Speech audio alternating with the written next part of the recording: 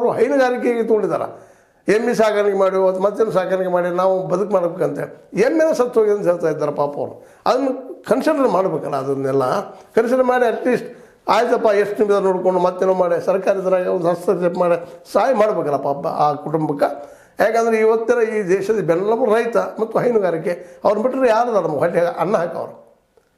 ಮೋದಿಯವರು ಹಾಕೋದಿಲ್ಲ, ಸಿದ್ದರಾಮಯ್ಯವರು ಹಾಕೋದಾರ, ನಾವು ಹಾಕೋದಾರ, ನೀವು ಹಾಕೋದಾರ, ರೈತನ ಹಾಕ್ತಿರ್ತಾನೆ ಪಾಪ. ರೈತನ ಬದುಕಿ ಬೀದಿಗೆ ಬಿದ್ದರೆ ಪಾಪ ಮನೆಯಲ್ಲಿ ಹಡದ ಹೆಣ್ಮಗಳು ಬಾಣಂತಿದ್ದಾರೆ, ಅವರು ಸಹ ಹೊರಗೆ ಹಾಕಿದ್ದಾರೆ. ಅಂದರೆ ಎಷ್ಟು ನಿಷ್ಠೂರ, ಎಷ್ಟು ನಿಷ್ಕೊನ್ನೆ ಆಗಿರಬೇಕು. ಅದಕ್ಕೆ ಅಲ್ಲಿಯ ಸ್ಥಳೀಯ ನಾಯಕರು ಸ್ಪಂದಿಸಬೇಕಾಗಿತ್ತು. ಇಲ್ಲಿವರೆಗೆ ಅದಕ್ಕೊಂದು ಪರಿಹಾರ ಹುಡುಕುವಂಥ ಪ್ರಯತ್ನ ಮಾಡಬೇಕಾಗಿತ್ತು. ಅವ್ರಿಗೂ ಇಲ್ಲ, ನಮಗೂ ಜವಾಬ್ದಾರಿ ಅಲ್ಲಪ್ಪ ಇದು. ಯಾಕಂದ್ರೆ ಸಾಲ ಆ ಕಂಪ್ನಿ ತೊಗೊಂಡಲ್ಲ, ಆ ಕಂಪ್ನಿಗೆ ಸಂಬಂಧಿಸಿದ ಕಂಪ್ನಿ ಅಂತ ಹೇಳ್ತಾ ಹೌದು ನಾವು ದುಡ್ಡು ಹಾಕಿ ದುಡ್ಡು ತಗೊಳ್ತೀವಿ, ನಾವು ಬಡ್ಡಿ ಬೇಕು ಗಂಟು ಬೇಕು ಅಂತ ಹೇಳ್ತದೆ. ಹಾಗಾದ್ರೆ ತಪ್ಪಿತಸ್ಥರು ಯಾರು? ಈ ದೇಶದಲ್ಲಿ ಹುಟ್ಟಿದ ರೈತ, ನೀವು ಬಡವರ, ಈ ಬಡತನಕ್ಕೆ ಕಾರಣೀಭೂತರು ಯಾರು? ಇವೆಲ್ಲ ಇವತ್ತು ಸಮಸ್ಯೆಗಳು ಹೇಳ್ತಾ ಇದ್ದಾವೆ. ಆ ದಿಶೆಯಲ್ಲಿ ವಿಚಾರ ಮಾಡಿದಾಗ ಈ ಒಂದು ಫೈನಾನ್ಸ್ಗಳು ಏನದು ಖಾಸಗಿ ಫೈನಾನ್ಸ್ಗಳು, ಇವುಗಳ ಬಗ್ಗೆ ಇನ್ನೇ ಮರುಚಿಂತನೆ ಆಗಬೇಕಾಗಿದೆ. ಮರುಚಿಂತನೆ ಅಷ್ಟೇ ಅಲ್ಲ, ಈಗಾಗಲೇ ಬಂದ್ ಕೆಡೋದಂಥ ಮರ್ಜ್ ಮಾಡಿ ಬ್ಯಾಂಕ್ ಕಡಿಮೆ ಮಾಡಿದಂಥ ಮೋದಿ ಸರ್ಕಾರ ಸಹಿತ ಇದನ್ನು ವಿಚಾರ ಮಾಡಬೇಕಾಗಿದೆ. ಕಂಪ್ನಿಗಳಿಗೆ ತಮಗೇನೋ ಎಲೆಕ್ಷನ್ ಫಂಡ್ ಬರ್ತದೆ ಅಂತೇಳಿ ಅವುಗಳ ಫಂಡ್ ಸಲುವಾಗಿ ಅವರು ರಿಟರ್ನ್ ಅಪ್ ಮಾಡೋದು, ಮತ್ತೇನು ಮಾಡುವಂಥ ಒಂದು ಪ್ರಸಂಗಗಳು ಇವತ್ತು ಜಾಸ್ತಿ ಆಗ್ತಾ ಇದ್ದಾವೆ.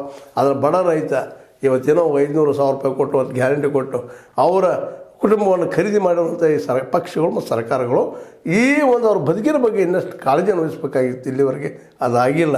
ಈಗ ಹೇಳಿದ್ನಲ್ಲಿ ನಿಮ್ಗೆ, ಈಗಾಗಲೇ ನಮ್ಮ ಶಿವಾನಂದ ಬಬ್ಲಿ ತಹಶೀಲ್ದಾರರು ಮುಳ್ಳಿಗೆ ಬಂದು ಹೇಳಿದ್ದೆ, ಸ್ಟೇಟ್ಮೆಂಟ್ ನಿಮ್ಮ ಮುಂದೆ ಹೇಳಿದ್ದೀನಿ ನಾನು.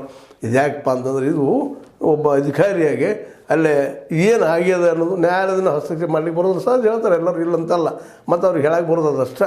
ಆದರೆ ಸರ್ಕಾರ ಇವತ್ತಿನ ವಿಚಾರ ಮಾಡಬೇಕಾಗಿದೆ. ಯಾಕಂದ್ರೆ ಸರ್ಕಾರದ ಪ್ರತಿನಿಧಿ ಈ ನಮ್ಮ ಬಬ್ಲಿಯವರು. ಅದಕ್ಕಾಗಿ ಈ ಎಲ್ಲ ನೆಲೆಗಟ್ಟಿನಲ್ಲಿ ಸರ್ಕಾರಕ್ಕೂ ತಿಳಿಸ್ಬೇಕು, ಅಲ್ಲಿ ಸ್ಥಳೀಯ ನಾಯಕರಿಗೂ ತಿಳಿಸ್ಬೇಕು. ಇದು ಪರಿಹಾರಕ್ಕೆ ಏನಾದರೂ ಸಾಧ್ಯದನಾ? ಫೈನಾನ್ಸ್ಗಳನ್ನು ಸ್ವಲ್ಪ ಅವ್ರು ವಸೂಲಿ ಮಾಡಲಿಲ್ಲ ಅಂತಲ್ಲ, ಏನಾದರೂ ಸಹಕಾರ ಮಾಡುವಂಥದ್ದು ಏನದ ಎಂತು. ಮತ್ತು ಇನ್ನೊಂದು ಇಲ್ಲಿ ಗಮನಿಸ್ಬೇಕಾಗಿದ್ದೇನಪ್ಪ ಅಂತಂದ್ರೆ, ಈ ಖಾಸಗಿ ಫೈನಾನ್ಸರ್ಸ್ ಏನು ಸಾಲ ಕೊಡ್ತಿರ್ತಾರಲ್ಲ, ಇವರು ಫ್ಲ್ಯಾಟ್ ಇಂಟ್ರೆಸ್ಟ್ ಎರಡು ತೊಗೊಂಡು ಹಾಕ್ತಾ ಇರ್ತಾರೆ.